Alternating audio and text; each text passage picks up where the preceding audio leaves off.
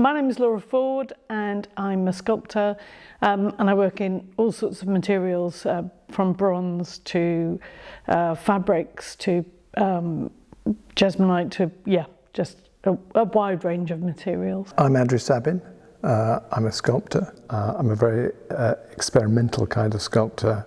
I use a lot of plastic type materials, fluid materials, cast at the moment into margarine moulds. My name's Claire Jefferson Jones. I work on this project as the project manager, and I came into this having done community work for over 24 years.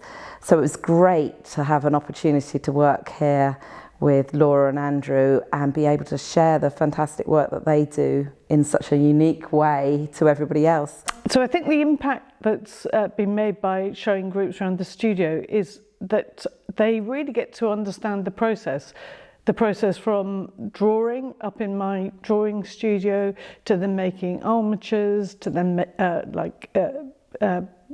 developing those armatures, to casting, to making covering things with fabric, and also I suppose a sense of the iterative nature of the making. So bits get added to bits. So when some people visit multiple times, they really see how the work develops, and I think that gives them a much greater understanding when they go to galleries and they see things that are finished and presented in a kind of shiny way. They don't get the backroom story.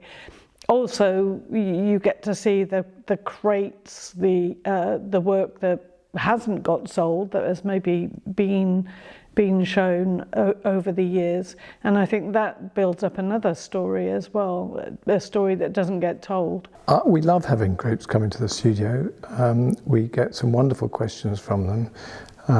It's nice to see people enjoying the work, seeing where it comes from, seeing that there are people just like them making the stuff, and getting a sense of why it's a relevant activity for them and for us.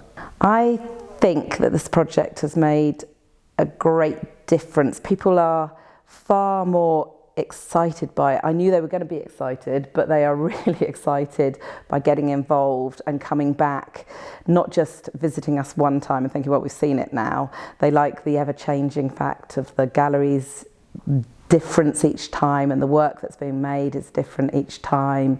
And then we start to build on the top of that by having workshops with people. The response from the groups has been amazing. I've really enjoyed meeting them. They're curious, they're fun. I think people really respond well because I think the atmosphere's quite relaxed here. They love to play with the materials. They like to ask questions. Generally speaking, they're just excited and having pleasure in seeing what artists are doing, how they do it, and what's motivating them. The difference that's been made for the visitors is that it's given them a kind of confidence, because I think it gives them a insight into the thinking, the making, and I think then they take that with them when maybe they even see films or galleries or theatre productions, a kind of sense of, well, somebody's actually made this from the start, and also kind of sense of, well, where does it come from? How does it get funded? All of those things, which I think people take for granted.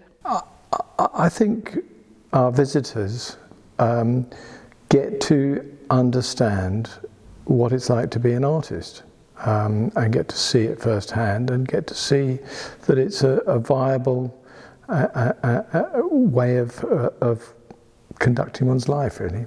I believe this project has benefited a lot of groups in different ways. So for some, it's been used as inspiration and a way of looking at the work and feeding into their own work. Then there's been other elements of this project where we've had adults come along and we've been doing master classes and work, so people have had time to think and spend time professionally developing in their work and trying something new.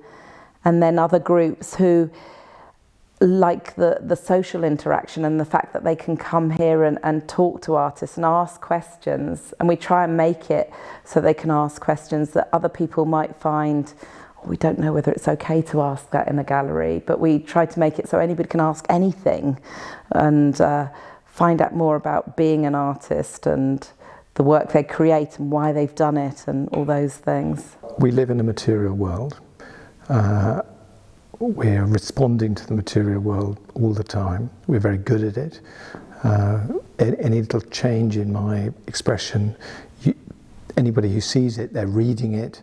Any change in the disposition of matter, a cup on a table is one thing, a cup on its side on the table is a completely other thing. We're reading the world, and what sculptors do is to think about the disposition of matter, and what our audience does is to think about our thoughts about the disposition of matter, and it's an exciting and interesting thing to contemplate the world from that point of view. At the end of this project, we have created an exhibition that is of work that has been taken from inspiration on visits from all our different visitors have put forward things. So we've had university students, we've had junior schools, we've got adults and adults with learning difficulties or required assisted needs, and a whole wealth of stuff. And it's been really interesting putting this together and showcasing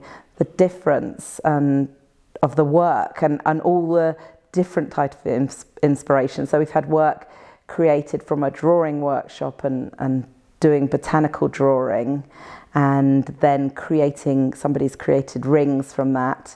And then another one where we've had work created by Havant College, and they've come around and they've been particularly interested in the architecture, and they've created architectural models. So it's lovely to see the difference it's made, and it's been far more wide-reaching and more variety than we thought. I'm hoping it's given people a language to talk about the art and to think about how it's made. So maybe next time when they go into a cultural organisation and see in a gallery space the work created by an artist, they see beyond just the final piece and they get a bit more of an understanding of process and materials. And I hope that it's given them a safe space to learn more about art and sculpture and engage with it. Well, we think art is an important activity. We think people who are engaged in artistic thinking, and in particular sculptural thinking, have a more balanced and a more interesting perspective into the world. We think it's profoundly important and makes for a better world. The more people who are doing it, the better.